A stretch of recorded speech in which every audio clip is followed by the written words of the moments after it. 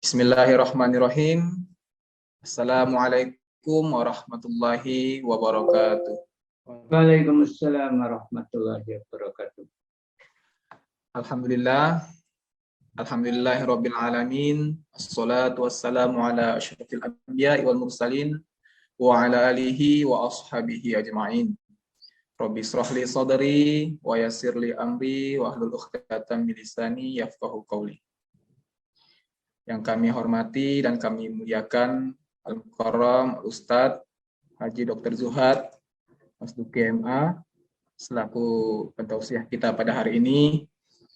Yang kami hormati Ayahanda Lutfi Rubihanto MM selaku Ketua Pembina Yayasan Muslim Jambi, dan yang kami hormati Ibunda Rijanila Semawati MPC Psikolog selaku Ketua Yayasan Muslim Jambi. Yang kami hormati Ibu Hajmi Agus Yuka selaku Kepala Sekolah SD Islam Al-Azhar 57 Jambi, serta yang kami hormati Bapak Ibu guru, staf, karyawan Sekolah Islam Al-Azhar 57 Jambi. Alhamdulillah, segala puji syukur atas limpahan nikmat dan karunia Allah Subhanahu wa taala sehingga pada hari ini kita dapat kembali melaksanakan kajian Islam kita dalam keadaan sehat walafiat.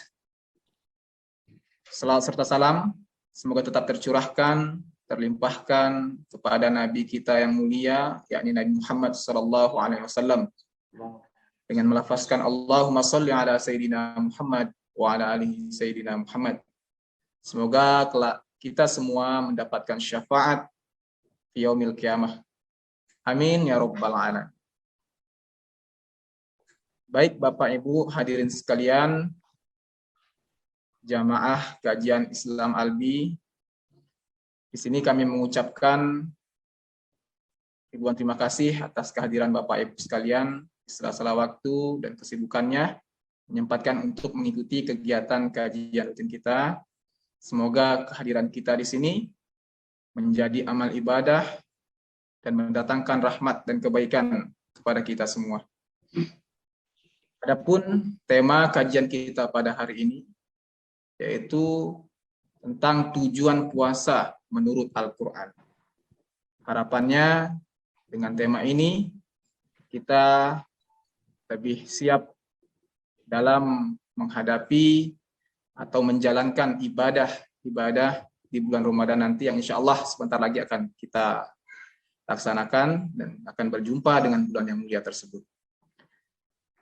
Baik Bapak Ibu sekalian, untuk memulai kegiatan kita pada hari ini, mari sama-sama kita awali dengan membaca basmalah. Bismillahirrahmanirrahim. Selanjutnya yaitu penyampaian tausiah keagamaan tentang tujuan puasa menurut Al-Quran, yang kami mohon kepada Al-Mukarram Dr. Zuhad Mas Duki MA untuk menyampaikannya. Kepada Al-Mukarram Al-Ustadz kami persilahkan. Terima kasih Akbar. Assalamualaikum warahmatullahi wabarakatuh. Waalaikumsalam warahmatullahi wabarakatuh. Alhamdulillah wassalatu wassalamu ala Rasulillah Muhammadin khairi abdillah wa ala alihi wa ashabihi wa man tabi'ahum bi ihsanin ila yaumil qiyamah. Yang saya hormati Bapak Lutfi Rubihanto selaku Ketua Pembina Yayasan Muslim Jambi dan fasilitator kita semua dalam kajian Islami virtual Sekolah Islam Al-Azhar 57 Jambi. Yang kita hormati Ibu Aryani Lasmawati selaku Ketua Yayasan Muslim Jambi, Kepala Sekolah SD Islam 57 Jambi, dan para staf Alhamdulillah pagi ini kita bisa bertemu lagi dalam keadaan sehat walafiat sehingga kita bisa melanjutkan kajian rutin kita. Temanya hari ini tentang tujuan puasa menurut Al-Quran. Ini dipilih karena kita sebentar lagi akan memasuki bulan Ramadan. Tanggal 2 bulan depan. Untuk lebih mengefektifkan dan meningkatkan kualitas puasa kita semua, maka kita akan membahas tujuan puasa Ramadan itu menurut Al-Quran. Supaya puasa kita itu tidak hanya sekedar formalitas kegiatan rutin tahunan di bulan Ramadan. Itu kira-kira makna dari tema kita hari ini. Sebelum kita masuk ke tema, mari kita lihat dulu tentang fadilah puasa. Di dalam hadis-hadis Nabi dijelaskan fadilah puasa itu. Salah satu hadis adalah riwayat Abu Hurairah. Anna Rasulullah sallallahu alaihi wasallam qala Allahu azza wa jalla kullu amali bani adam lahu illa siyam fa innahu li wa ana ajzi bihi wa siyamu junnatun fa idza kana yaumu shaumi ahadikum fala yarfuth wala yaskhab wala yajhal fa in satamahu ahadun aw qatalahu falyaqul inni shaim marrataini walladzi nafsu Muhammadin biyadihi la khulufu famis shaim atyabu indallahi yaumal qiyamati min rihil miski walis shaim farhatani yafrahuhuma idza aftara fariha bi fitrihi wa idza laqiya rabbahu fariha bi shaumihi. Ini hadis riwayat Ahmad, Imam Muslim dan Imam Nasa'i. Artinya setiap amal Ibnu Adam itu miliknya kecuali puasa. Sesungguhnya puasa itu untukku. Dan aku akan memberi pahala dengan puasa itu. Setiap amal anak Adam milik yang bersangkutan, kecuali puasa. Nah, puasa itu khusus untuk Allah Subhanahu wa Ta'ala. Dan aku akan memberi pahala karena puasa itu. Sebenarnya kalau kita kembali ke Al-Quran, semua amal ibadah itu lillahi ta'ala, demi karena Allah Subhanahu wa Ta'ala. Tetapi dalam hadis ini dinyatakan bahwa puasa itu untuk Allah Subhanahu wa Ta'ala itu. Ini artinya sebagai salah satu pengkhususan puasa Ramadan dibandingkan dengan kegiatan-kegiatan ibadah yang lain. Karena puasa itu adalah menguji, melatih dan menguji keikhlasan manusia yang berpuasa itu. Dan Allah akan memberi pahala berdasarkan tingkat keikhlasan yang bersangkutan. Maka pahala puasa orang-orang yang berpuasa satu dengan yang lain itu bisa tidak sama. Makin tinggi keikhlasannya, makin besar kadar pahalanya. Makin turun tingkat keikhlasannya, juga makin rendah kadar pahalanya. Nah, jadi semua diberi pahala, tetapi besar kecilnya pahala itu sangat bergantung pada keikhlasan yang bersangkutan. Ini ya yang dimaksud dengan fa innahu li wa ana ajzi bihi, aku akan memberi pahala. Nah, gitu ya. Makanya kita diupayakan supaya puasa Ramadan kita betul-betul ikhlas lillahi ta'ala, seikhlas-ikhlasnya. Tidak ada unsur-unsur kesombongan di situ. Nah, memang kenyataannya begitu puasa itu. Nah, kalau ibadah yang lain kan bisa dilihat oleh orang lain. Kalau puasa kan tidak ada yang melihat. Yang tahu hanya dirinya dan Allah Subhanahu wa Ta'ala itu. Dan puasa itu adalah perisai. Maksudnya dengan berpuasa itu maka yang bersangkutan terhindar, tercegah dari melakukan perbuatan-perbuatan maksiat. Karena puasa secara definisi itu artinya meninggalkan perbuatan-perbuatan fa'ali, makan, minum, hubungan seks, dan perbuatan-perbuatan yang masuk kategori akhlak tercela. Nah, akhlak tercela ini kalau dilakukan sama dengan kita itu melakukan perbuatan maksiat, apalagi lebih besar kadarnya dari akhlak yang tercela tadi. Akhlak tercela itu seperti menyaci maki, memusuhi, mengerumpi, dan yang sejenisnya. Nah, jika salah seorang di antara kamu berpuasa, maka janganlah bertutur kata kotor. Fala yarfus.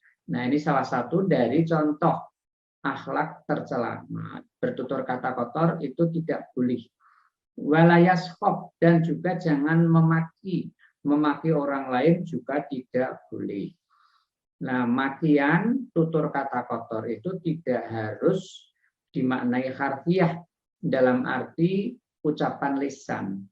Sekarang juga masuk misalnya orang mengirim pesan-pesan lewat WA, tetapi isinya itu adalah tutur kata yang kotor. Itu juga termasuk tidak diperbolehkan.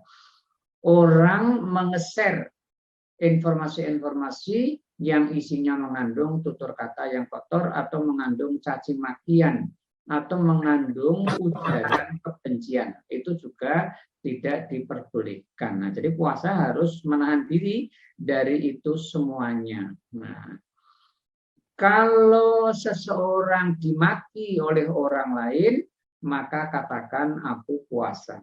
Aku puasa itu bukan kita berkata pada yang memaki kita, tetapi maksudnya kita berkata pada diri sendiri. Aku sedang puasa. Karena sedang puasa, maka tidak perlu melayani makian orang lain kepada kita. Nah, itu ya yang dimaksud. Orang memaki jangan dilayani.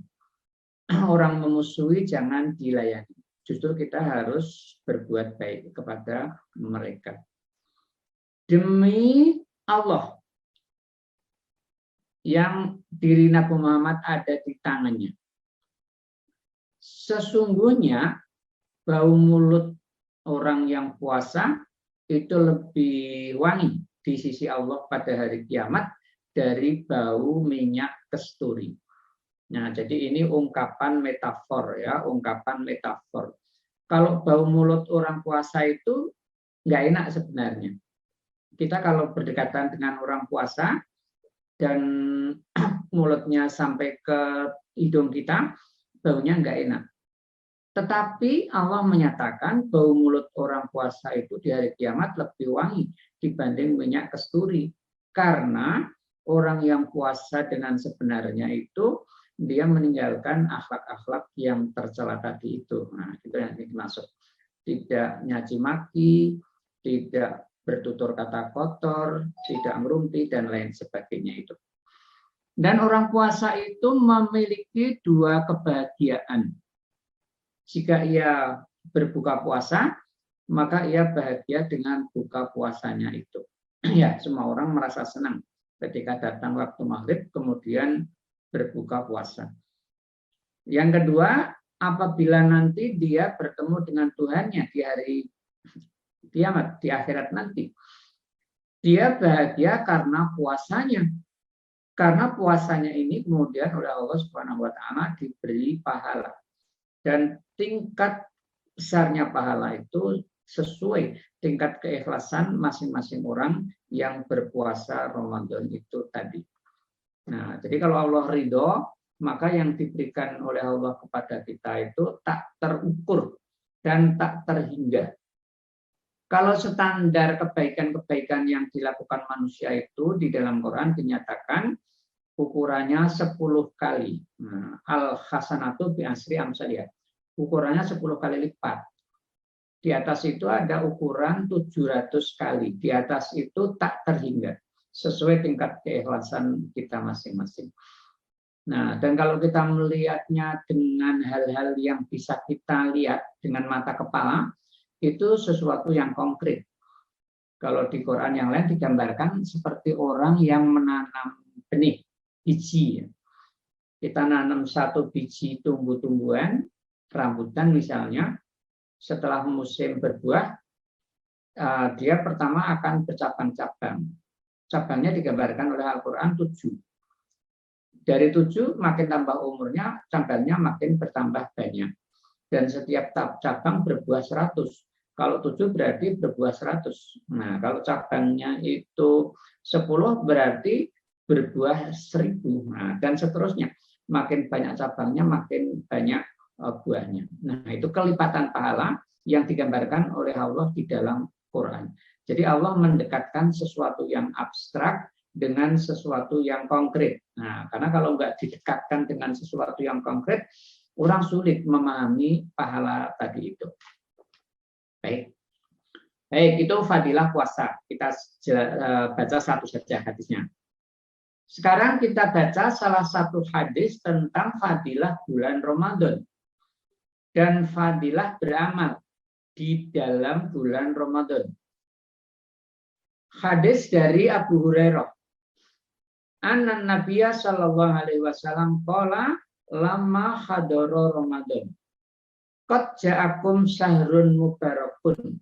Iftaradu alaikum siyamahu. Tuftahu fihi abwabul jannah. Wa tughlaqu fihi abwabul jahim. Wa tughallu fihi sayatin. Fihi lailatun khairun min alfi syahr. Man harama khairaha faqad haruma. Hadis riwayat Ahmad, Nasai, dan Baihaqi. Kalau datang bulan Ramadan, maka Rasulullah bersabda, telah datang kepada kamu bulan yang penuh berkah.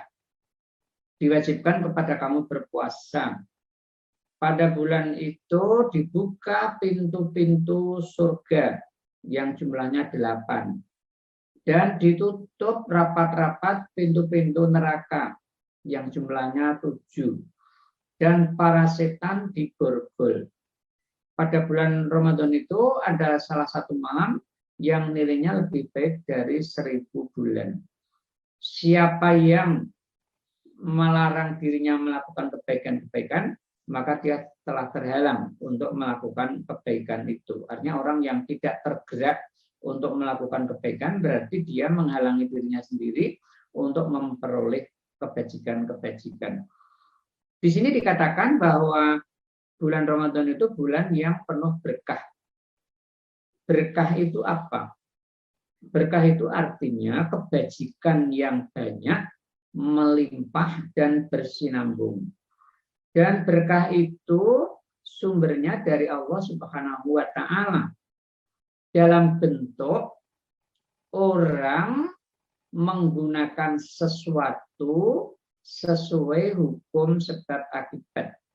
Sehingga penggunaan sesuatu sesuai hukum sebab akibat itu akan melahirkan keberkahan dari sesuatu yang digunakan tadi.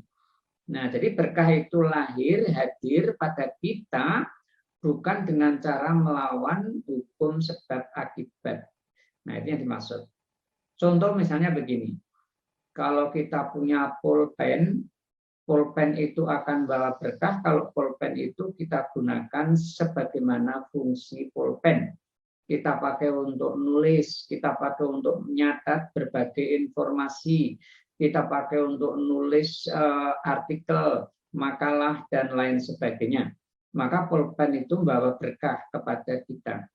Kalau kita punya mobil itu kita pakai untuk banyak kegiatan, ya untuk berangkat ke tempat kerja, untuk kegiatan sosial ekonomi, untuk kegiatan sosial keagamaan, untuk kegiatan sosial kemasyarakatan, maka mobil kita itu menjadi mobil yang penuh berkah, nah, mendatangkan kebajikan yang banyak. Nah, jadi seperti itu ya, namanya berkah. Jadi berkah itu tidak turun dari langit secara tiba-tiba. Nah, jadi harus melakukan sesuatu terhadap benda tadi, sehingga benda itu akan melahirkan berkah kepada kita. Nah, bulan Ramadan itu bulan yang penuh berkah, maka kita harus menggunakan bulan Ramadan itu sebagaimana fungsi bulan Ramadan itu sendiri, maksudnya. Kita mesti puasa Ramadan, kita mesti melakukan kegiatan tarawih, kita mesti melakukan kegiatan baca Quran, kita mesti melakukan kegiatan iktikaf untuk merenung, dan lain-lain. Nah, jadi kebaikan-kebaikan itu harus kita lakukan di situ. Nah, itu yang dimaksud. Kita harus menyontoh Allah dengan dalam sifat-sifatnya secara benar. Nah, kalau itu kita lakukan, maka keberkahan itu akan kita raih. Tapi kalau kita abaikan, keberkahan itu tidak akan kita raih. Jadi berkah itu didapat bukan gratisan, tapi kita mesti bayar. Nah, bayarnya ya lewat kegiatan tadi. Nah, gitu. Kalau orang-orang sekarang itu kan omongnya begini ya, tidak ada makan siang gratis. Makan siang mesti bayar itu. Nah, kita bayarnya lewat kegiatan yang kita lakukan. Baik, ini ya, jadi Syahrun Mubarak. Non-Muslim di bulan Ramadan ini juga dapat berkahnya Ramadan. Coba lihat, pengusaha-pengusaha itu ya. Ada ya, orang pengusaha makanan, kalau bulan Ramadan itu kan menjajakan makanan-makanan macam-macam ya. Dari kolak untuk buka puasa, sampai ayam goreng, gorengan-gorengan, dan segala macamnya di pinggir jalan itu, yang di luar Ramadan nggak ada, di bulan Ramadan penuh. Dan semuanya laku. Nah, coba lihat, dapat berkah kan mereka mesti bergerak di situ. Menjelang hari raya, toko-toko yang menjajakan pakaian juga menjual pakaian berbagai ragam, dan semuanya dibeli oleh orang Islam, konsumennya orang Islam, tapi pengusahanya non-Muslim, yang dapat untung itu non-Muslim. Penjual beras untuk fitrah itu, nah juga penjualnya rata-rata non-Muslim. Nah, gitu ya, berkah itu, berkah Ramadan. Di bulan Ramadan kita diwajibkan puasa, dan di bulan Ramadan itu dibuka pintu-pintu surga. Maksudnya apa ini? Karena orang-orang Islam itu terjorong dan cenderung untuk melakukan amal-amal kebaikan, maka pintu-pintu surga siap untuk mereka masuki. Nah, pintu surga yang banyak, tergantung amalnya itu apa, jenis amalnya itu apa. Dan ditutup rapat-rapat pintu neraka. Karena kecenderungan untuk melakukan keburukan tidak ada, maka pintu nerakanya tertutup bagi yang bersangkutan. Setan-setan juga diborgol. Ini bisa dipahami harfiah, tapi mayoritas ulama memahami ini dalam arti metafor. Setan itu bukan seperti kerbau yang diikat lalu dia nggak bisa pergi kemana-mana ya. Jadi setan itu dulu pernah kita bahas di surat An-Nas itu. Semua pelaku keburukan yang mendorong orang lain untuk melakukan keburukan yang sama. Dan tipu dayanya di Quran setan itu banyak sekali. Dan yang paling efektif menggoda kita itu adalah setan manusia, bukan setan jin. Karena setan jin itu alamnya beda dengan alam kita. Nah, termasuk kecenderungan buruk yang ada dalam diri kita itu namanya juga setan. Itu harus kita tekan sekuat-kuatnya sehingga dia tidak berubah dari potensial menjadi aktual. Karena kalau kecenderungan melakukan keburukan itu kita biarkan, tidak kita tekan, kita lalu melakukan keburukan itu. Sehingga kita menjadi pelaku keburukan. Nah, pelaku keburukan itu ya setan tadi, mengikuti ajakan setan. Nah, jadi kita mengendalikan nafsu kita sekuat-kuatnya supaya tidak melakukan keburukan. Nah, ini yang dimaksud setan itu diborgol. Nah, gitu. Baik, ini ya fadilah puasa dan fadilah bulan Ramadan. Baik, mari kita sekarang masuk ke tema kita, tujuan puasa menurut Quran. Tema ini ditulis berdasarkan surat Al-Baqarah ayat 183. Bismillahirrahmanirrahim. Ya ayyuhalladzina amanu kutiba alaikumussyam kama kutiba alal ladzina min qablikum la'allakum tattaqun. Wahai orang-orang yang beriman, diwajibkan atas kamu berpuasa di bulan Ramadan sebagaimana diwajibkan kepada orang-orang sebelum kamu dengan tujuan agar kamu bertakwa. Mari kita definisikan dulu. Apa itu puasa? Puasa itu definisinya dalam kitab-kitab fikih al-imsak anil akli wasyurbi wal jima'i wa ghairu dzalika min muqtilatis shaum min tulil fajri ila ghurubis syams.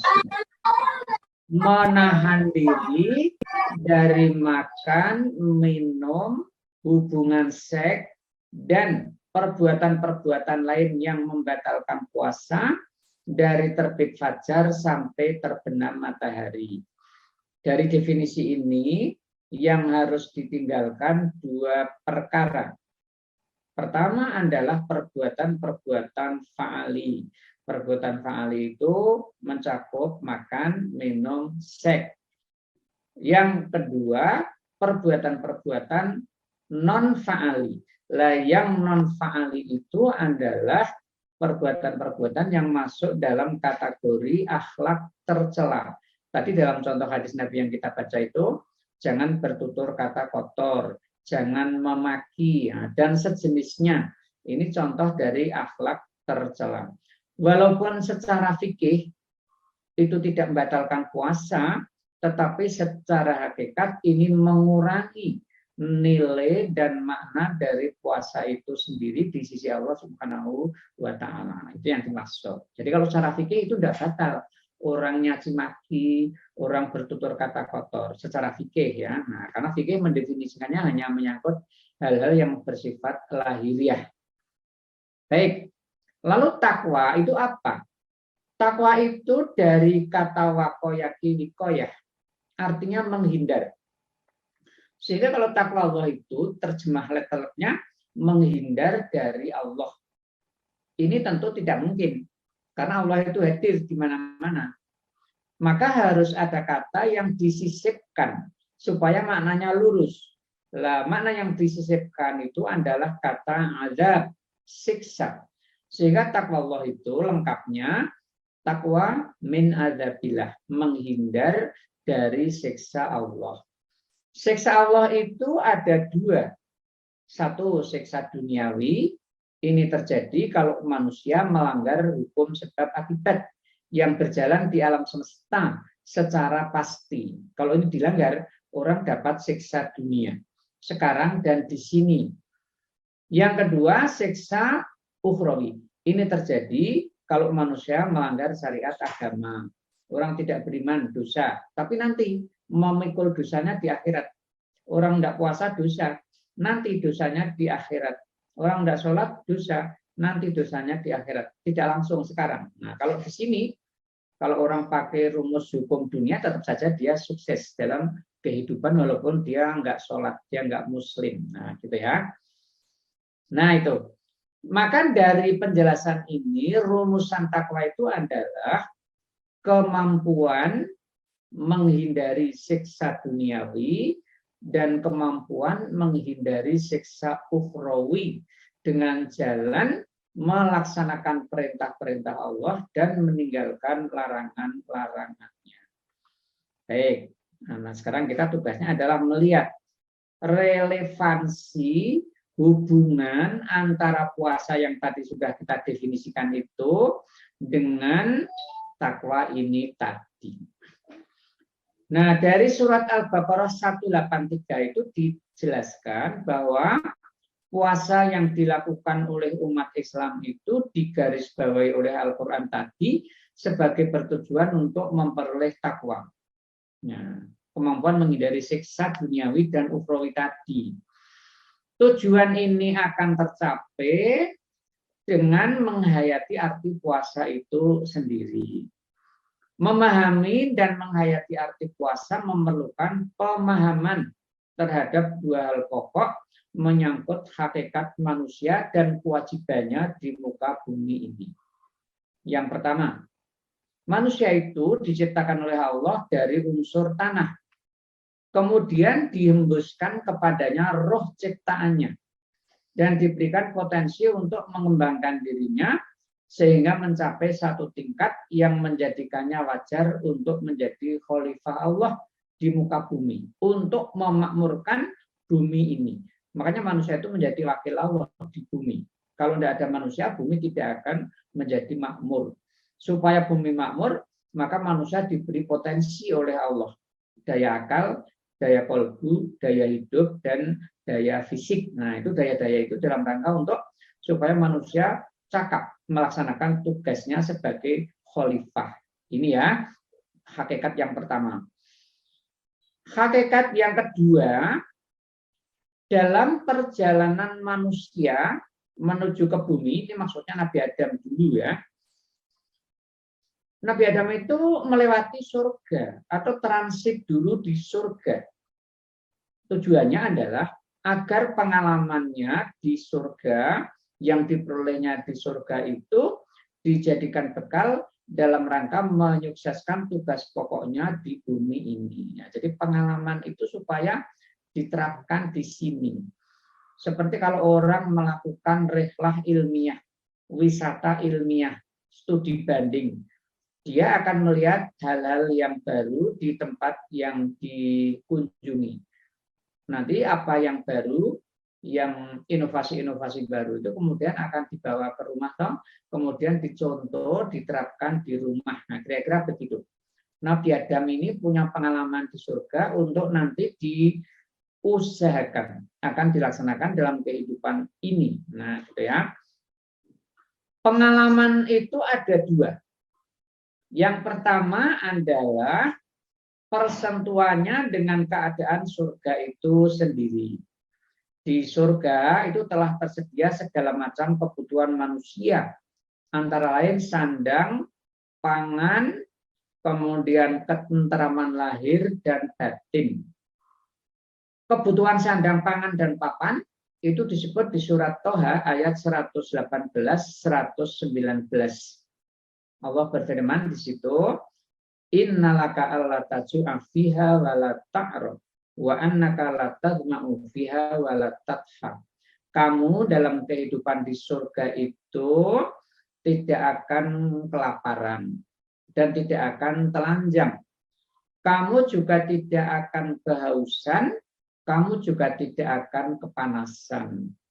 Ayat ini kalau dibahasakan dengan bahasa sekarang, dalam kehidupan surga, di surganya Adam dulu, atau kalau ini kita bawa ke sekarang, kehidupan surgawi, kehidupan di dunia, tetapi yang keadaannya menyerupai kehidupan surgawi. Maka kebutuhan dasar manusia, basic need-nya, itu sudah terpenuhi, yaitu kebutuhan pangan, kebutuhan sandang, dan kebutuhan papan. Kebutuhan lain-lain itu kan kebutuhan sekunder. Nah, kebutuhan sekunder bukan kebutuhan primer. Ini yang primer. Lalu yang kedua, di surga itu juga sudah ada ketentraman batiniah. Ini disebut di surat Waqiah ayat 25. La yasma'una fiha lagwan wala ta'thima. Di dalam kehidupan surga itu dulu, atau kalau kita balas sekarang, dalam kehidupan surgawi ini tidak terdengar kata-kata yang muspro dan kata-kata yang mengandung dosa. Kalau ini kita bawa ke sekarang, kenapa? Karena interaksi sosialnya itu bagus, interaksi sosialnya itu harmonis. Kalau orang hubungan sosialnya baik, maka ucapan, sholah bawa, tingkah laku, munamuni, tutur kata yang keluar dari mereka semua itu mesti tutur kata yang bagus. Tetapi kalau interaksi sosial itu tidak baik, maka tutur kata yang keluar adalah ungkapan-ungkapan kebencian, makian, hate speech, dan lain sebagainya. Nah, jadi tergantung kita ini hubungannya harmonis atau tidak. Itu nanti yang muncul adalah hal-hal yang seperti itu. Nah, jadi ini merupakan simbol dari kehidupan duniawi yang menyerupai kehidupan surgawi. Nah, jadi ada dua pengalaman ya. Nah, itu pengalaman yang pertama. Ini mendorong manusia yang hidup sekarang ini menciptakan bayangan surga di bumi. Nah, dua hal tadi itu. Lalu pengalaman yang kedua adalah pertemuan Adam dengan setan, dengan iblis. Ini mendorong kepada kita untuk berhati-hati agar tidak terperdaya lagi, sehingga kita akan mengalami kepahitan yang dirasakan karena terusir dari surga. Dulu Adam kan terusir dari surga, nah gitu. Lalu mengalami kepahitan hidup karena harus bekerja keras untuk memenuhi seluruh kebutuhan-kebutuhan tadi itu. Nah, jadi ada dua pengalaman ini. Pengalaman enak hidup di surga, pengalaman pahit karena tergoda oleh setan. Kita sekarang juga begitu. Kalau kita tergoda oleh setan, kita akan mengalami kepahitan hidup di dunia ini. Kemudian kita hidup ini ya, menurut para ulama, kita ini memiliki banyak kebutuhan. Secara umum dipetakan oleh para ulama, kebutuhan umum kita itu ada 5. Yang pertama namanya kebutuhan fa'ali. Ini kebutuhan pokok ya. Kebutuhan pokok, basic need. Kebutuhan pokok itu adalah makan, minum, hubungan seks. Nah, jadi manusia sama ini dengan hewan. Kebutuhan ini. Nah, makan, minum, seks. Karena manusia terdiri dari unsur jasmani. Nah, yang kedua, kebutuhan akan ketenteraman dan keamanan dalam lingkungan kita hidup maupun dalam lingkungan kita itu bekerja. Dan untuk menciptakan ini kita butuh orang lain. Kita tidak bisa memenuhi sendiri, ya, gitu ya. Lalu yang ketiga, kebutuhan akan keterikatan pada kelompok. Manusia itu makhluk sosial, bahasa ilmu sosial ya. Karena dia makhluk sosial, dia tidak bisa memenuhi kebutuhannya sendiri. Oleh sebab itu, dia butuh yang namanya berkelompok. Nah, manusia terikat dengan kelompok-kelompok itu. Bisa kelompok itu yang besar itu ya kelompok politik. Nah, bisa kelompok ormas, itu kelompok-kelompok ya. Bisa kelompok-kelompok itu dalam kehidupan berbangsa dan bernegara. Mulai dari RT, RW, terus naik ke atas. Nah, camat, bupati, gubernur, presiden. Nah, itu keterikatan-keterikatan.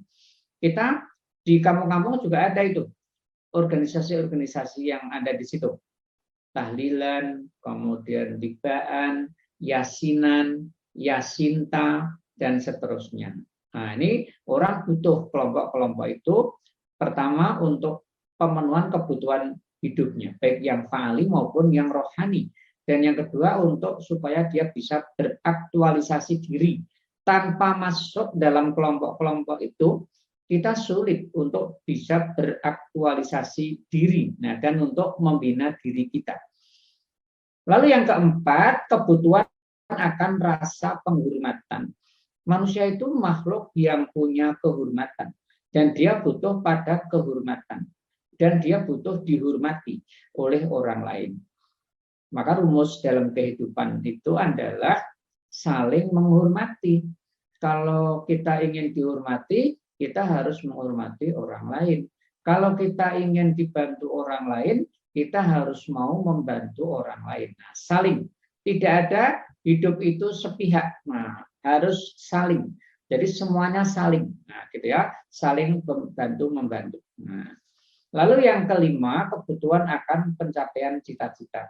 Cita-cita itu bisa dalam bidang pendidikan, misalnya. Kita sekolah itu kan dari TK sampai perguruan tinggi.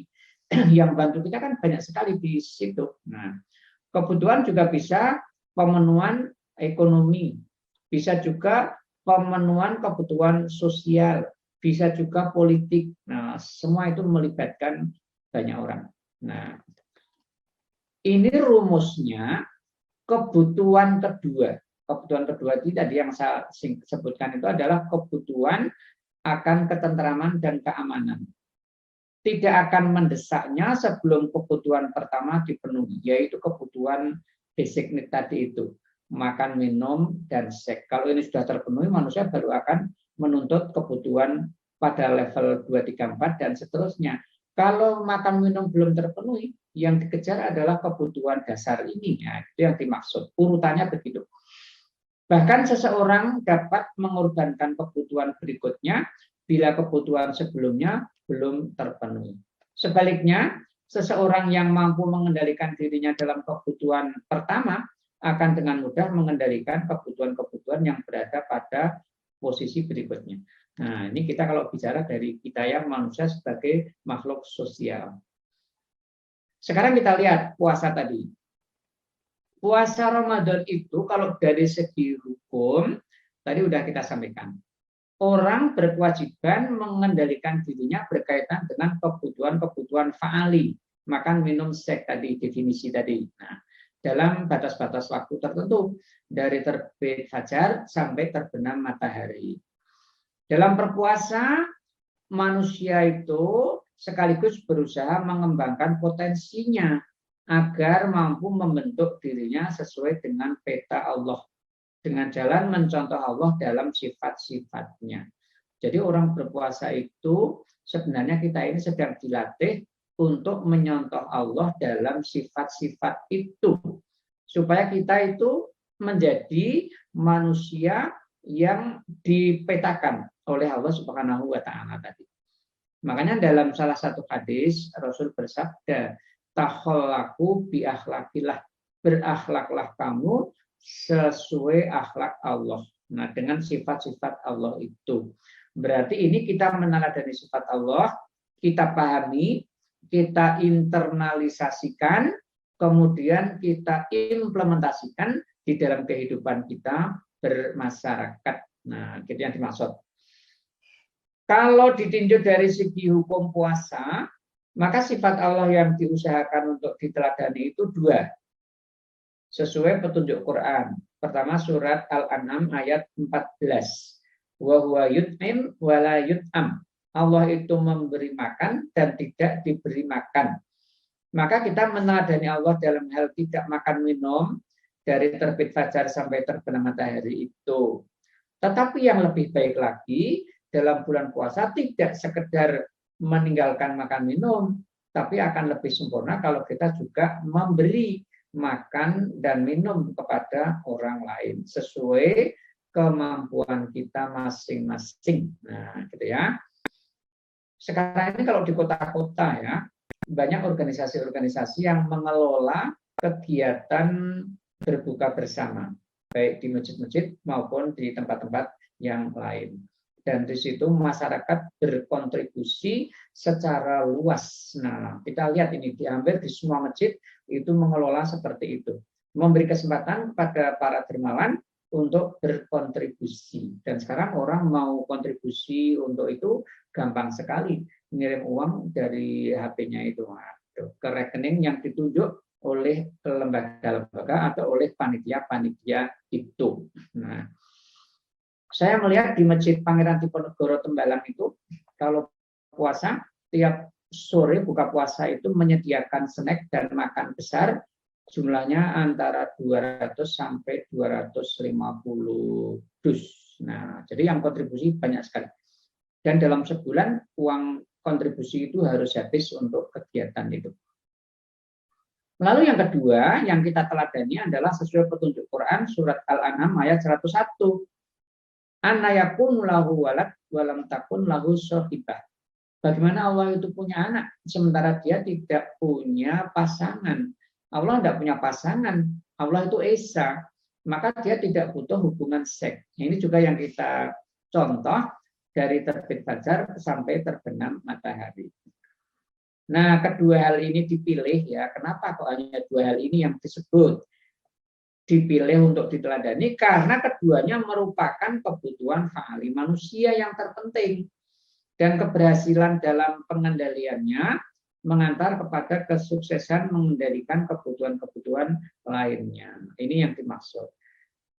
Namun seperti yang dijelaskan oleh Nabi tadi, takhallaku bi akhlaqillah tadi, bahwa yang diteladani bukan hanya dua itu, tapi ya 99 sifat tadi. Nah, bahwa rasa lapar dan dahaga juga kata Nabi bukan merupakan tujuan puasa. Dalam salah satu hadis beliau bersabda, kam min shaimin laisa lahu min siyamihi ilal ju' wal atos. Berapa banyak orang yang puasa tidak memperoleh dari puasanya itu kecuali lapar dan dahaga. Kenapa? Nah, karena tidak menghayati makna puasa Ramadan tadi. Hal ini disebabkan karena yang bersangkutan tidak menghayati tujuan puasa yang sebenarnya, yaitu meneladani Allah dalam sifat-sifatnya yang jumlahnya itu 99. Ulama Syiah berkata jumlahnya itu 127. Nah, jadi lebih banyak. Nah, misalnya ya, sifat Allah itu Maha Pengampun, dan Maha Pemaaf, Afun. Dan ini banyak kita baca di saat kita terawehan itu ya. Allahumma innaka afuun tuhibbul afwa fa'fu anni. Kalau ini mau kita contoh, maka sifat ini kita internalisasikan ke dalam diri kita, lalu kita praktekkan, kita implementasikan dalam kehidupan kita bermasyarakat. Kita menjadi orang yang lapang dada untuk selalu memberi maaf pada orang yang bersalah kepada kita. Dan kita mudah untuk menghapus luka-luka di hati karena kesalahan-kesalahan yang dilakukan oleh orang lain. Kalau orang-orang punya sikap seperti ini, maka interaksi sosialnya akan terjalin dengan baik. Nah, gitu. Jadi luka itu sebentar saja. Setelah itu sembuh lagi karena orang saling memaafkan. Nah, Allah juga begitu. Orang bermaksiat, orang berdosa, kalau kemudian minta maaf pada Allah, maka akan dihapus kesalahan-kesalahannya oleh Allah Subhanahu wa Ta'ala itu. Nah, gitu ya. Jadi kita membaca doa ini di bulan Ramadan itu bukan sekedar berhenti pada doa, tapi itu harus kita contoh di dalam kehidupan kita bermasyarakat. Sifat Allah yang lain ya, kita lihat misalnya Kudus. Allah itu Maha Suci. Kalau ini mau kita contoh, maka kita itu harus berusaha untuk menyucikan diri kita, lahir maupun batin. Dan kita harus mengembangkan diri kita sehingga kita itu selalu akan berpenampilan indah, baik, dan benar. Sehingga dengan demikian kita bisa meminimalisir dosa, meminimalisir untuk melakukan dosa. Ini kan harus diusahakan. Nah, yang berat adalah ini, mengusahakan itu. Dan kita konsisten untuk melakukan itu. Dan punya tekad, greget yang kuat untuk melakukan itu. Nah, ini yang memang berat untuk kita lakukan. Allah juga disebut Karim. Kalau ini mau kita contoh, Allah Karim itu, kita itu harus berusaha latihan menjadi orang yang dermawan. Nah, karena mencontoh karimnya Allah Subhanahu wa Ta'ala itu. Allah Maha Adil. Adil itu artinya meletakkan sesuatu pada tempatnya. Dalam konteks orang berpuasa Ramadan, maka menyontoh Allah pada maha keadilannya itu artinya kita menundukkan hawa nafsu kita di bawah kekuatan akal dan agama. Jangan sampai terbalik, akal dan agama dikuasai oleh hawa nafsu. Nah, jadi mengendalikan nafsu. Nah, puasa itu kan juga latihan mengendalikan nafsu itu. Maka puasa itu kita sedang melatih kecerdasan emosional kita. Nah, orang tidak emosinan di dalam hidup. Emosi dikendalikan dengan kekuatan akal. Nah, itu ya. Allah juga Maha Alim, Maha Tahu. Ini kalau kita mau contoh, kita harus mengembangkan potensi kita. Daya akal, daya kolbu ya terutama untuk menggapai ilmu pengetahuan. Baik ilmu pengetahuan yang sifatnya empirik, hasil dari eksperimen manusia, maupun ilmu pengetahuan yang berkaitan dengan metafisika, masalah ketuhanan, masalah kenabian, masalah-masalah keakhiratan yang itu tidak bisa dijangkau oleh indera manusia, tetapi akan meningkatkan spiritualitas kita semuanya. Nah, gitu ya, ilmu yang harus kita pelajari. Maka puasa itu kita justru harus banyak belajar mengembangkan diri, daya akal dan daya kolbu tadi. Nah, jadi sifat-sifat Allah inilah yang harus kita contoh ya. Sehingga kata para ulama, dengan menyontoh Allah dalam sifat-sifatnya ini tadi, yang 99 itu ya, nah maka kita harus baca itu. Kalau para guru ini ingin baca ya Asmaul Husna itu, ada bukunya Pak Quraisy Shihab, judulnya Asmaul Husna. Jadi 99 sifat ini dibahas, lalu dijelaskan cara nyontohnya seperti apa. Nah, gitu ya. Jadi kita harus paham itu. Itu ada yang dicetak edisi yang utuh ya, 99 setebal mushaf Quran. Ada yang dicetak kecil-kecil. Buku itu dicetak menjadi 4. Nah, jadi dibagi-bagi. Nah, silakan dicari. Ini karena hubungannya dengan puasa tadi. Nah, demikian seterusnya dengan sifat-sifat Tuhan yang lain yang harus dihayati esensinya untuk diteladani sesuai dengan kemampuan kita sebagai manusia. Dengan demikian, dengan mencontoh sifat-sifat Allah itu, kesimpulannya berarti kita itu membangun dan memakmurkan bumi ini.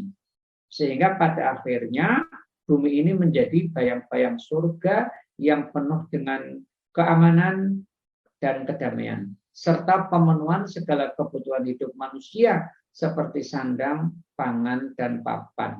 Jika ini bisa kita lakukan, maka kita betul-betul ada pada peringkat takwa yang tinggi. Nah, gitu ya. Jadi inilah hubungan antara puasa dan takwa tadi dengan analisis seperti ini. Nah, coba kita kutipkan pendapat seorang filosof namanya Ibnu Sina. Bagaimana dia melihat orang yang berusaha meneladani Allah dalam sifat-sifatnya itu gambarannya seperti apa? Dia bilang begini, seorang yang bebas dari ikatan raganya.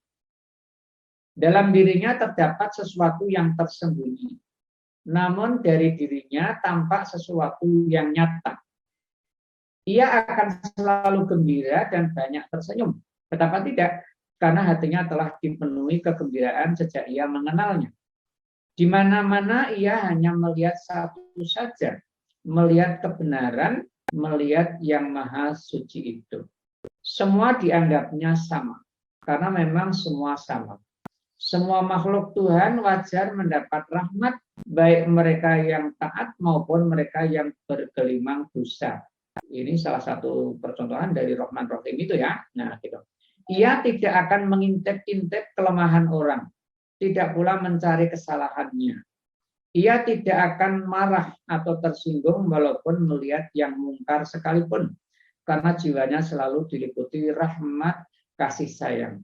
Dan karena ia memandang rahasia Tuhan terbentang di dalam kodratnya. Apabila ia mengajak, kata Ibnu Sina, kepada kebaikan, maka ia akan mengajak dengan lemah lembut, tidak akan dengan kekerasan, dan tidak pula dengan kecaman atau kritik. Ia akan selalu menjadi dermawan. Betapa tidak, sedangkan cintanya kepada benda tidak berbekas lagi. Nah, jadi qanaah. Ia akan selalu pemaaf. Betapa tidak, karena dadanya demikian lapang, sehingga mampu menampung segala kesalahan orang. Ia tidak akan mendendam. Betapa tidak, karena seluruh ingatannya hanya tertuju kepada yang satu, yaitu Allah Subhanahu wa Ta'ala. Ini orang yang berhasil meneladani Allah di dalam sifat-sifatnya. Sekarang kita kutip pendapat seorang sufi besar, namanya Hasan al-Basri. Ini seorang tabi'in ya, seorang tabi'in. Jadi generasi kedua, sahabat kemudian tabi'in. Menggambarkan keadaan orang yang meneladani Allah sehingga mencapai tingkat takwa yang sebenarnya dengan ungkapan sebagai berikut. Anda akan menjumpai orang tersebut teguh dalam keyakinan, teguh tapi bijaksana, tekun dalam menuntut ilmu. Semakin berilmu, semakin merendah. Semakin berpuasa, semakin bijaksana. Tampak wibawanya di depan umum. Jelas syukurnya dikala beruntung. Menonjol qanaahnya, kepuasannya dalam pembagian rezeki. Senantiasa berhias walaupun miskin. Selalu cermat, tidak boros walau kaya. Murah hati dan murah tangan. Tidak menghina, tidak mengejek, tidak menghabiskan waktu dalam permainan, dan tidak berjalan membawa fitnah. Disiplin dalam tugasnya, tinggi dedikasinya, serta terpelihara identitasnya. Tidak menuntut yang bukan haknya, dan tidak menahan hak orang lain. Kalau ditegur, ia menyesal. Kalau bersalah, ia istighfar. Bila dimaki, ia tersenyum sambil berkata, jika makian Anda benar, maka aku bermohon semoga Tuhan mengampuniku. Dan jika makian Anda keliru, maka aku bermohon semoga Tuhan mengampunimu. Nah, kalau ada orang kayak gini sudah luar biasa sekali ini ya. Ini masuk kategori sufi. Biasanya orang kalau dimaki langsung bales makian itu ya, lewat lisan maupun lewat tulisan. Nah, itu artinya tidak menghayati makna ini. Rasulullah sendiri atas nama Allah, ini artinya hadis qudsi ya, menggambarkan seorang hamba akan mendekatkan diri kepadaku, maksudnya kepada Allah, hingga aku Allah mencintainya. Dan bila aku Allah mencintainya, menjadilah pendengaranku yang digunakannya untuk mendengar, penglihatanku yang digunakan untuk melihat, tanganku yang digunakannya untuk bertindak, serta kakiku yang digunakannya untuk berjalan. Hamba yang digambarkan oleh Rasul ini memperoleh hal itu karena ia berusaha dan berhasil meneladani Allah di dalam sifat-sifatnya. Dan langkah untuk itu semua, langkah utama untuk itu semua adalah dengan berpuasa Ramadan yang mengantarkannya kepada takwa. Nah, inilah hubungan antara puasa dan takwa itu tadi. Jadi dengan menyontoh Allah sifat-sifat tadi, menyontoh sifat-sifat Allah tadi itu kita membangun dan memakmurkan dunia. Karena seluruh sifat Allah kita contoh dan kita implementasikan di dalam kehidupan kita. Nah, jadi dampak puasa Ramadan itu sangat luar biasa dalam kehidupan nyata kita sekarang ini. Inilah makna atau tujuan yang ideal yang harus kita wujudkan. Nah, cuman kita sekarang persoalannya bisa mewujudkan itu seberapa banyak. Nah, itu masalah yang harus kita hadapi. Baik, begitu Pak Akbar, inti dari bahasan kita.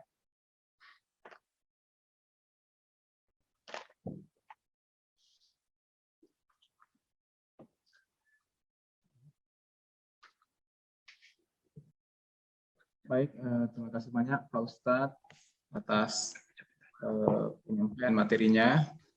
Selanjutnya kepada Bapak Ibu sekalian yang ingin bertanya, baik yang berkaitan dengan materi kita hari ini maupun di luar materi kita hari ini, kami persilahkan boleh mengaktifkan raise hand atau mengirimkan pesan di kolom chat. Terima kasih. Baik, kepada Pak Tun, silakan Pak Tun. Assalamualaikum Ustadz. Waalaikumsalam. Ustadz mau bertanya, selama bulan Ramadan biasanya hampir setiap Muslim tuh terjadi peningkatan dalam kegiatan ibadahnya, tilawah dan lain sebagainya itu biasanya meningkat Ustadz, berefek. Tapi biasanya setelah 1 Syawal drastis hilang semuanya apa yang dilakukan di bulan Ramadan Ustadz. Pertanyaannya Ustadz, bagaimana cara mempertahankan apa yang sudah kita biasakan selama 1 bulan bisa kita bawa ke bulan-bulan lainnya Ustadz. Yang kedua, apakah itu benar karena di 1 Syawal itu syaitan-syaitan mulai dilepaskan kembali sehingga kalau kita lihat grafiknya ibadahnya itu nurun drastis Ustadz. Begitu Ustadz. Assalamualaikum warahmatullahi wabarakatuh. Baik. Jadi memang banyak hal yang manusia itu belum bisa melaksanakan apa yang ideal. Nah, apa yang ideal itu memang seringkali belum bisa dilaksanakan. Coba kita lihat. Sholat tarawih. Ini kalau secara istilah, artinya kan sholat santai. Berarti sholatnya pelan-pelan. Rasulullah itu kalau sholat tarawih kan pelan-pelan ya, santai. Ulama-ulama dulu, para sahabat itu kalau sholat tarawih juga santai. Lama itu berjam-jam. Bacaannya panjang-panjang dan dihayati. Tapi kita sekarang kan banyak yang sholat tarawihnya itu bukan santai tapi ngebut. Nah, ya coba lihat. Banyak yang ngebut kan? Nah, gitu. Yang sholat tarawihnya banyak, lebih ngebut. Yang sholat tarawihnya 8 itu lebih pelan. Nah, waktunya bisa lebih lama yang 8 daripada yang 20. Ini kan tidak menghayati, wong tarawih itu artinya santai. Kalau dulu para ulama yang tinggal di Mekah, kalau sholat tarawih itu ya sholat, lalu capek, lalu istirahat, tawaf. Nah, tawaf mungkin 7 kali itu tawaf. Setelah itu sholat lagi. Nanti capek lagi, tawaf lagi. Nah, gitu sholatnya itu santai-santai, tidak ngebut. Nah, Syawal, kalau secara istilah ini bulan peningkatan sebenarnya. Syawal itu bulan peningkatan. Jadi peningkatan apa saja yang baik-baik yang sudah kita lakukan di bulan Ramadan. Berarti idealnya kalau kita sudah masuk bulan Syawal, ibadah kita harusnya lebih baik, lebih tinggi dibanding di bulan Ramadan. Ramadan itu kan baru latihan, gitu kan? Ramadan itu baru latihan. Nah, latihan apa? Menyontoh, menyadari kehadiran Allah di dalam kehidupan kita. Berarti kalau kita selalu sadar Allah itu hadir, kita akan selalu beribadah dengan baik. Nah, ini sudah sukses 30 hari. Setelah 30 hari tentu akan makin tinggi lagi kan? Nah, itu harusnya begitu idealnya. Inilah idealisme yang belum bisa kita laksanakan dengan sebaik-baiknya. Nah, jadi harusnya begitu filosofinya. Semua harus meningkat. Nah, semuanya harus meningkat. Apa saja yang baik-baik itu harus ditingkatkan. Tapi ya manusia itu kan makhluk yang oleh Allah itu digambarkan suka tergesa-gesa, ajula. Nah, inilah kelemahannya kita ada di situ. Mempertahankan sesuatu yang sudah bagus, apalagi meningkatkan, ini sering kemudian diabaikan. Nah, kita cara mempertahankannya gimana? Atau sama juga dengan begini. Orang ketika ibadah haji, sholat di Mekah itu, di Madinah itu kan khusyuk banget ya.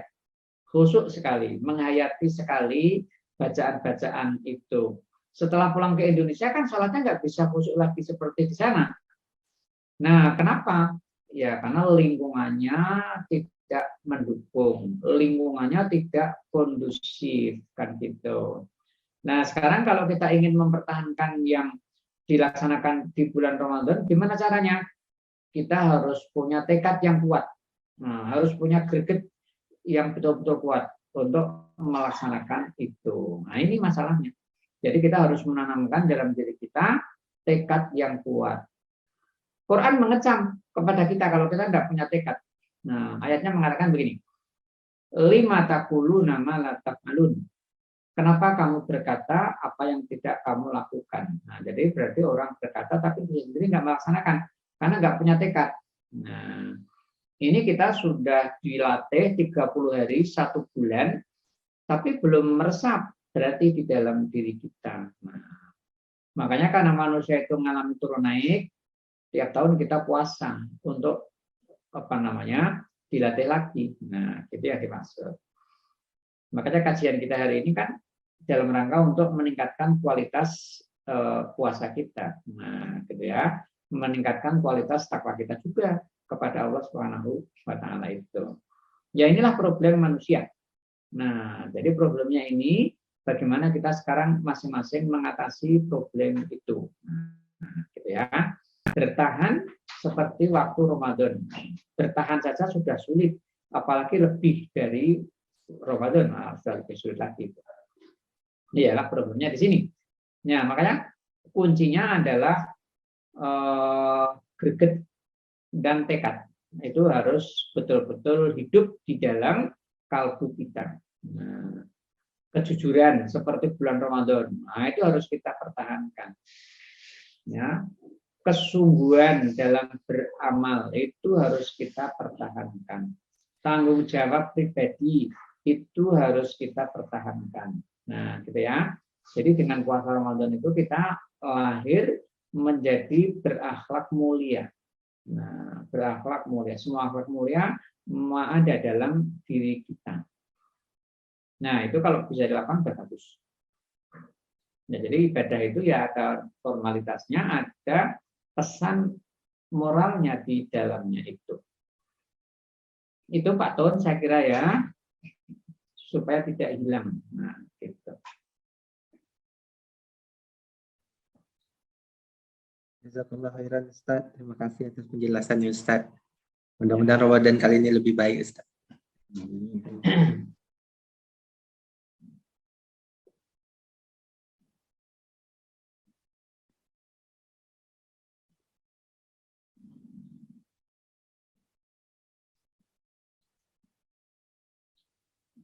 Baik, terima kasih banyak Pak Ustadz atas penjelasannya.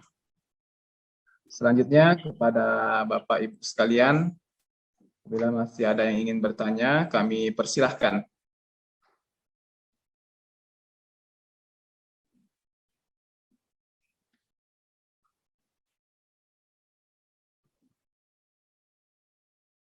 Boleh Bapak Ibu yang ingin bertanya, mengaktifkan raise hand-nya, atau mungkin bisa menuliskan pertanyaannya di kolom chat.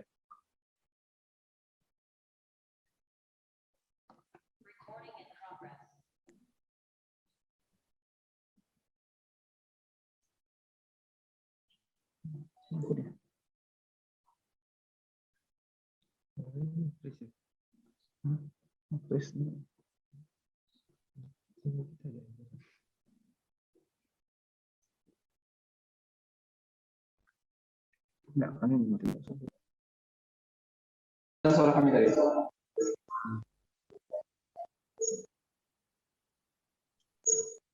Mohon maaf Bapak Ibu, ada kendala sinyal. Kami ulangi kepada Bapak Ibu sekalian yang ingin bertanya atau ingin menanyakan terkait materi hari ini, kami persilahkan. Baik, Pak Ustadz, berikut ada pertanyaan dari Ibu Halimah Budi Lestari, guru SD. Mana pertanyaannya? Apa tanda-tanda puasa kita diterima oleh Allah? Baik, demikian Ustaz. Ada syarat amal ibadah itu diterima Allah. Bukan hanya puasa, semua ibadah. Ada 3 ketentuannya. Pertama, pelakunya orang Islam. Yang kedua, amal yang dilakukan mesti baik dan benar menurut tuntunan agama. Yang ketiga, motivasi melakukannya karena Allah Subhanahu wa Ta'ala. Nah, jadi 3. Kalau 3 ini terpenuhi, maka itu jaminan bahwa amal kita diterima oleh Allah Subhanahu wa Ta'ala. Maka mari kita penuhi 3 tuntutan itu. Kita muslim, oke, sudah terpenuhi syarat pertama. Yang kedua, amal yang kita lakukan itu baik dan benar menurut agama, ya, karena ini merupakan salah satu perintah agama. Yang ketiga, motivasi melakukannya semata-mata karena Allah, berarti ikhlas lillahi ta'ala. Nah, cuman dalam puasa Ramadan itu nilai keikhlasannya memang lebih tinggi dibanding ibadah-ibadah yang lain. Nah, karena kalau ibadah yang lain itu kan bisa dilihat oleh yang lain. Kalau puasa kan tingkat keikhlasannya nggak bisa dilihat. kejujuran itu tidak bisa dilihat. Seperti orang kalau puasa Ramadan, walaupun nggak ada orang, nggak ada yang lihat, ada makanan yang enak-enak di situ, yang bersangkutan tidak mau menjamah makanan itu. Artinya apa? Kesadaran tentang kehadiran Allah itu tinggi sekali. Keikhlasannya juga tinggi sekali, kejujurannya juga tinggi sekali. Padahal kalau dia makan nggak ada yang lihat. Dan setelah makan dia keluar dari rumah itu, ketemu orang lain juga tidak akan curiga, tidak melihat apa yang dia lakukan. Nah, berarti tingkat keikhlasan orang puasa itu tinggi. Nah, jadi tiga-tiganya terpenuhi, maka insya Allah kita itu diterima ibadahnya oleh Allah. Jadi kalau indikator diterima dan tidak memang tidak ada orang yang tahu. Manusia itu istilah para ulama itu bainal khaufi wa roja, antara takut dan harapan. Takut ibadahnya nggak diterima oleh Allah, maka kita harus meningkatkan mutunya supaya diterima oleh Allah, memenuhi standar yang baku yang telah ditetapkan oleh Allah tadi itu. Khauf. Nah, jadi khauf itu gitu. Samar, khawatir tidak diterima. Lalu yang kedua roja, kita selalu berharap kepada Allah agar amal ibadah kita itu diterima oleh Allah tadi. Jadi yang bisa kita lakukan hanya memenuhi 3 standar itu. Nah, gitu ya. Kalau itu sudah terpenuhi ya, insya Allah roja kita, amal kita diterima oleh Allah. Kita tidak bisa memastikan sepasti-pastinya. Nah, gitu. Jadi indikatornya mengikuti 3 persyaratan itu tadi. Itu Bu Halimah saya kira ya.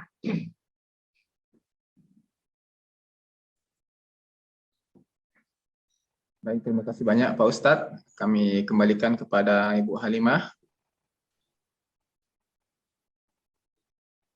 Pada Bu Halimah, apakah masih ada yang ingin ditanyakan?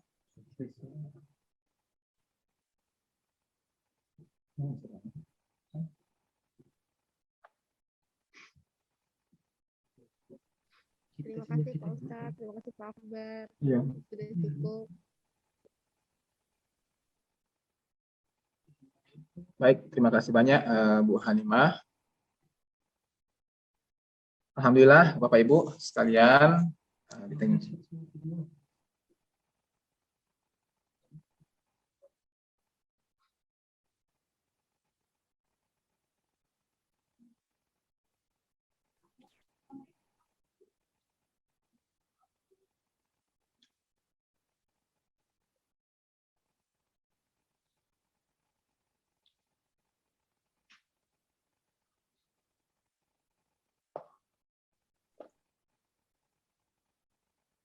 Assalamualaikum Bapak Ibu.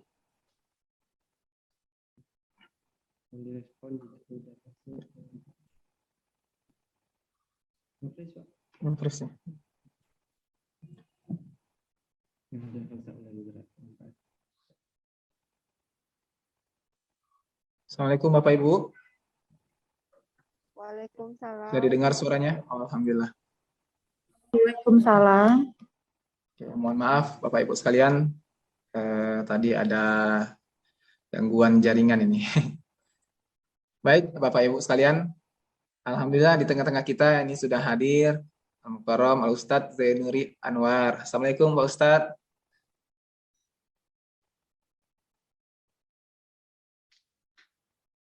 Assalamualaikum Pak Ustadz.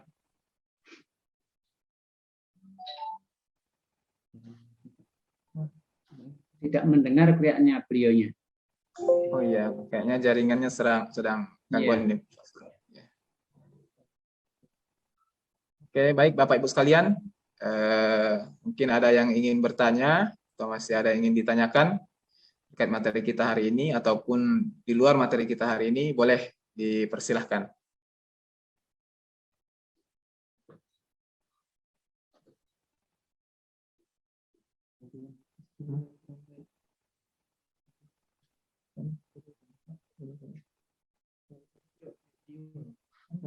Boleh sih.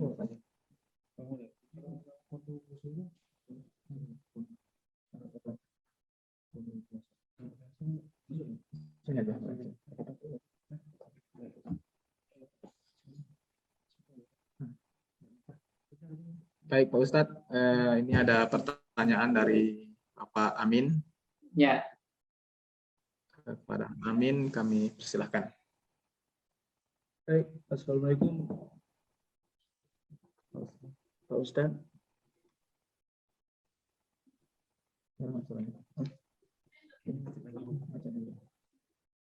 suaranya belum masuk. Baik, Assalamualaikum Ya, Waalaikumsalam. Pak Ustadz. Saya ingin bertanya masalah tentang kode puasa bagi orang sakit, orang tua itu. Seperti apa ya? Misalnya orang ini sakit, bukan kodos, tapi sekitar kalau orang itu sudah tua, tapi tidak mampu lagi untuk puasa, apakah dikodo lagi apa di gimana itu Ustaz? Dibayar? Al-Quran mengatakan wa 'alal ladzina yutiqunahu fidyatun ta'amu miskin. Orang-orang yang kuat puasa tetapi dipaksakan. Nah, yutiqunahu itu kuat tetapi dipaksakan. Maka mereka bayar fidyah saja. Nah, fidyatun memberi makan orang-orang miskin 1 hari sebanyak 1 sok. 1 sok itu sama dengan 4 mud. Kira-kira kalau dipadankan dengan kilogram, 2,5 kilogram makanan, 2,5 kilogram beras. Nah, gitu ya. Nah, orang tua itu masuk kategori yutikunahu tadi. Bisa jadi dia kuat tetapi dipaksakan dan mungkin malah berakibat kurang baik bagi yang bersangkutan. Maka orang-orang tua yang sudah udzur lebih baik bayar fidyah daripada puasa tetapi dipaksakan. Jadi bapak-bapak, kakak-kakek, nenek-nenek umurnya udah 90 tahun misalnya. Wah, udah nggak kuat puasa, dipaksakan sekali. Mereka bayar fidyah saja. Sehari puasa, fidyahnya 2,5 kilogram. Nah, ya, fidyahnya 2,5 kilogram sesuai kualitas beras yang dikonsumsi. Jadi kalau ini orang kaya raya, 2,5 kilogram itu yang milih beras yang biasa dia makan. Misalnya dia biasa makan berasnya itu kualitas rojo lele, ya beras rojo lele sekilonya berapa. Bukan beras ukuran kualitasnya orang miskin. Kalau kualitas orang miskin mungkin beras yang dia makan itu 10.000 1 kilo. Maka fidyahnya 25.000 sehari tidak puasa. Itu maksudnya. Diberikan pada orang miskin.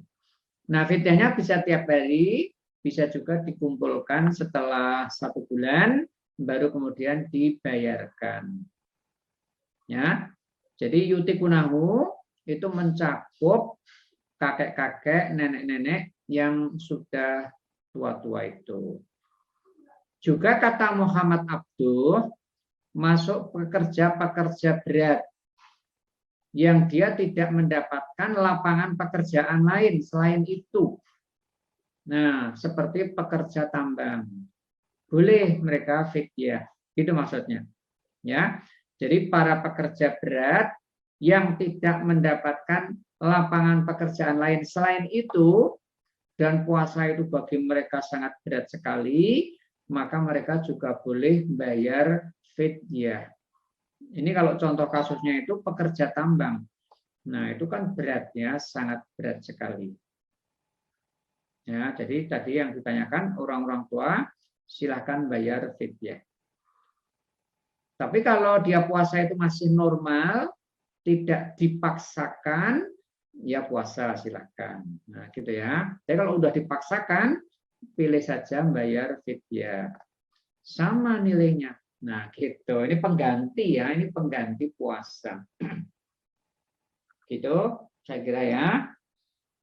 Pak Amin. Nah, Itu ayatnya tadi potongannya. Wa 'alal ladzina yutiqunahu fidyatun ta'amu miskin.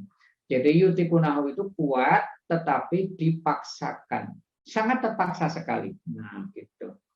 Mungkin malah dengan puasa dia menjadi sakit. Nah, itu ya, yutiqunahu. Jadi tidak usah dipaksakan.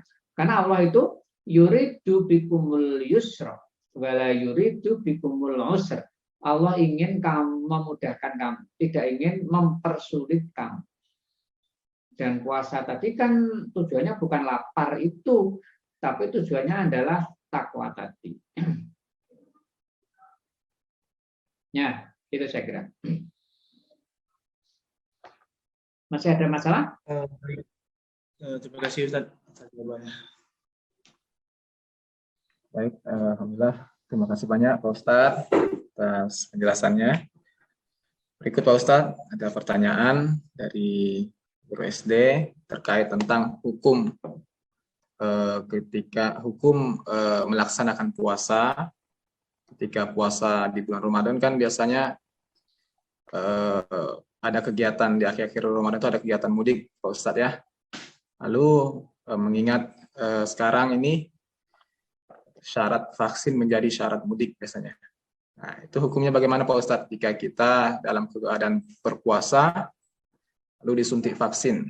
Apakah puasa kita itu sah atau bagaimana? Terima kasih Pak Ustadz.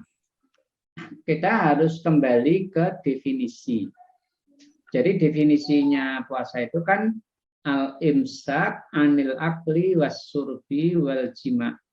Meninggalkan makan minum hubungan intim. Maka kata para ulama yang batalkan makan minum itu mengonsumsi makan minum itu.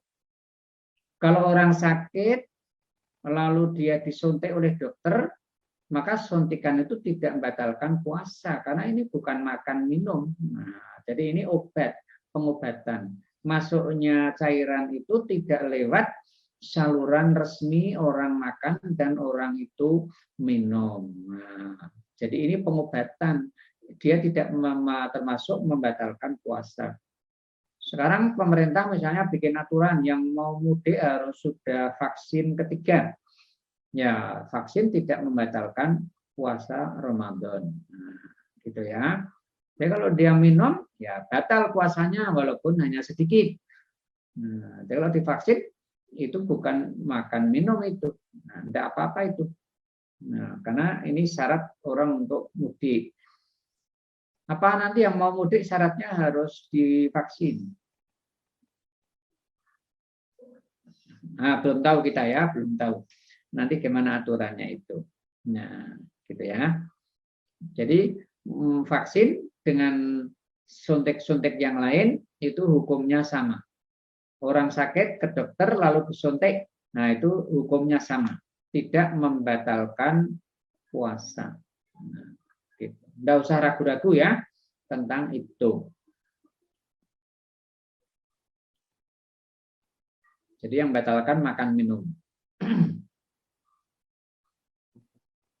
Baik. Tapi kalau vaksinnya diminum ya batal memang. Kalau lewat diminum baru batal Pak Ustadz ya. Iya. Baik, terima kasih banyak Pak Ustadz atas penjelasannya. Selanjutnya Bapak Ibu sekalian, alhamdulillah telah hadir di tengah-tengah kita Al-Mukarram Ustadz Zainuri Anwar. Assalamualaikum Pak Ustadz.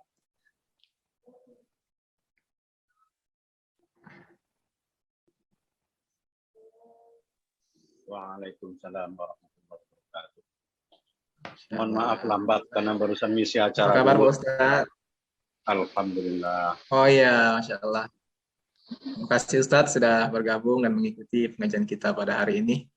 Mungkin kepada Pak Ustadz ada yang ingin ditanyakan, kalau disampaikan kami persilakan Pak Ustadz. Saya mengikuti aja, senang mendengarkannya. Oh siap Pak Ustadz. Pak Ustadz ini memberi tausiah tambahan. Bukan. Iya. Iya. Ada yang ditambahkan. Monggo Ustadz Zainuri. Buatan mangga.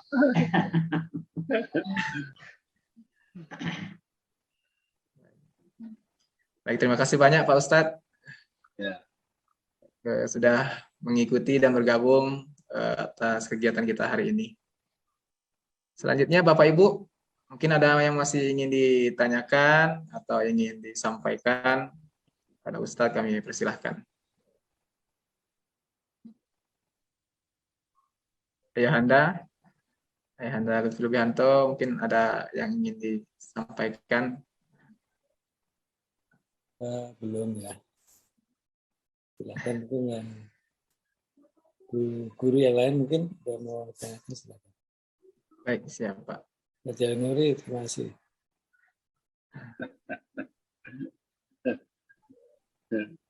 Baik Bapak Ibu sekalian, kalau sudah tidak ada yang ingin ditanyakan atau suatu hal yang ingin disampaikan, kita cukupkan sampai di sini dulu kajian kita hari ini, mengingat sebentar lagi juga kita akan masuki waktu sholat zuhur. Nah, kita berdoa kepada Allah, semoga kita diberikan kesiapan, kekuatan, dan juga kemantapan hati dalam menyambut bulan suci Ramadan yang insya Allah sebentar lagi akan kita masuki. Dan kami ucapkan terima kasih banyak kepada Ustadz Dr. Zuhad Asduki MA yang telah menyampaikan tausiahnya kepada kami semua. Semoga kita semua dari nasihat Ustadz tadi, dari materi yang disampaikan Ustadz tadi, benar-benar siap dalam menjalani puasa Ramadan yang akan datang. Baik, Bapak Ibu sekalian, kita tutup kegiatan kita hari ini dengan sama-sama kita ucapkan hamdalah. Alhamdulillahirabbil alamin. Sama-sama kita akhiri dengan membaca doa kafaratul majelis. Bismillahirrahmanirrahim. Allahumma wa bihamdika asyhadu an la ilaha illa anta astaghfiruka wa atubu ilaik.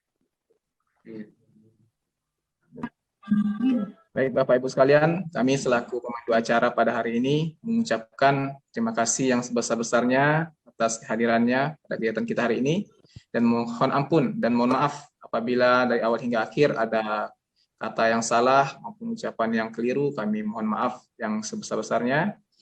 Kami akhiri. Wabillahi taufiq wal hidayah. Wassalamualaikum warahmatullahi wabarakatuh.